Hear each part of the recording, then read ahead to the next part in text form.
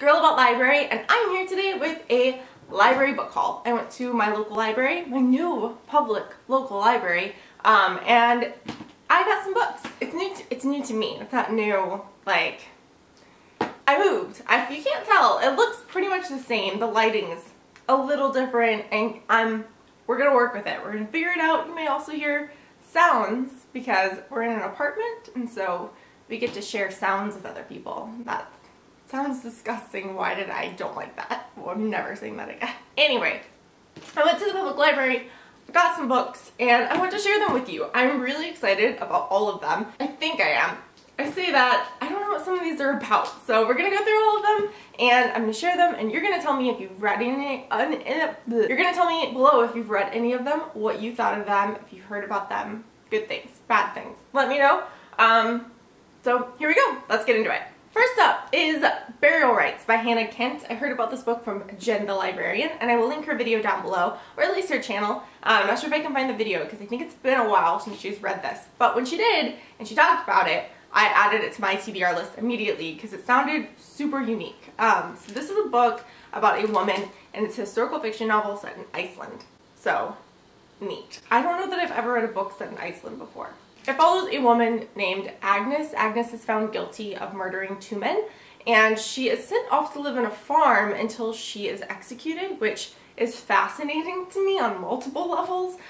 First of all, that's not the way that I'm used to, like, the criminal justice system operating. In America, if you're found guilty of a violent crime, you definitely don't go to, like, live with a family while you wait on death row. And so I'm intrigued by that, but also it sounds like maybe Agnes didn't actually commit the crimes, or there's more to the story there, which of course there is. And so I'm interested and excited to read this. Also interesting to me, looking at the back of this book, are the people who blurbed it, which are a lot of people, but Madeline Miller and Karen Slaughter in particular. I'm like, I like it. There's some definite buzzwords on the back as well. It's gorgeous and haunting, touch your heart, heartbreaking and uplifting. Those are my buzzwords. So I'll let you know. Next up is a book that is definitely, like, not in my reading comfort zone, but something that I want to try just because I hear people talking about it all of the time and my curiosity is killing me. So we're gonna give it a go with Colleen Hoover. I picked up It Ends With Us.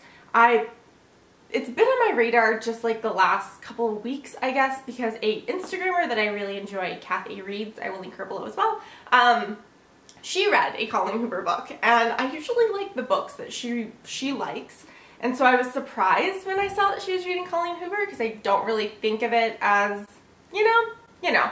And so anyway, I picked it up. I'm gonna give it a shot. This one sounds like it's a love triangle that has some kind of unhealthy aspect to it. And I know Colleen Hoover generally is found as being kind of problematic. And so I'm a little anxious going into this one that I will, think it's problematic and not want to read it. But it's so hard to know with problematic reads. Like, sometimes it's problematic and the author, the way that they try to address it at least, is interesting and enough that you can keep reading. And then other times it's like they don't know that they're being problematic or that it's, like, terrible, and so we'll see. I will let you know. Maybe I'll vlog my reading this because I think it's either going to be surprising because I enjoy it, or it's going to be terrible and I will want to rant. One of the two things will happen. I also picked up Us Against You by Frederick Backman. Is it Backman or Bachman? I need to Google that. There's no reason for me not to be able to pronounce his name because I loved Beartown. I also loved A Man Called Ove. I have a couple of his books on my shelf that I still need to read, but Beartown in particular, like, one of my favorite reads so far this year, just amazing. And Us Against You revisits that same story, which is that there's a small town, I think in Sweden, called Beartown. They have their hockey team, and it is that town's entire thing. Imagine kind of like Friday Night Lights and football in Texas. So I can relate to a lot of the themes in this book for sure, but also just like the writing is amazing. The characters are so well-rounded and fully fleshed out. It's definitely a slower read.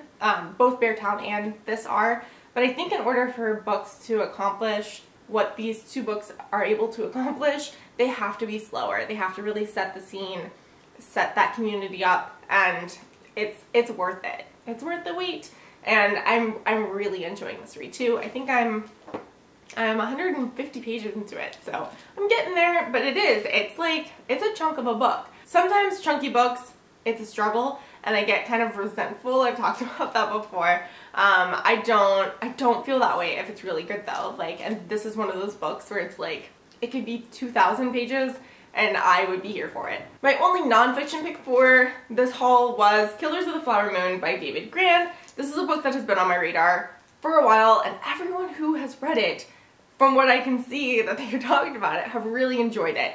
And I'm excited to read this one too. I think it's going to fill in a chunk of history that I don't know hardly anything about. It's set in the 1920s and follows the murders of some Osage Indian Nation women, I believe. Or maybe, I don't know if it's just women or if it was like men too, but there were dozens of people who were murdered. And that's how the FBI was formed, but apparently it's kind of like, it doesn't go well. The investigation doesn't go well. The history is really interesting, and so I am excited to learn more about it. That's my favorite kind of nonfiction book, ones that really fill in those like historical gaps that you didn't even know existed, that you are filling. Does that make sense? That you're filling in? So yeah, I'm excited to pick this one up. Let me know down below if you've read it, what you thought of it, because I know that there are people who I follow who have read it. I just can't think of any names right now, but it's definitely been a hit. Next up is the only book that I checked out that I have read. I finished this one in just a couple days. It's a YA book in like fairly large print, so not a huge accomplishment, but still, you know, making progress. It is called Words on Bathroom Walls, and it is written by Julia Walton.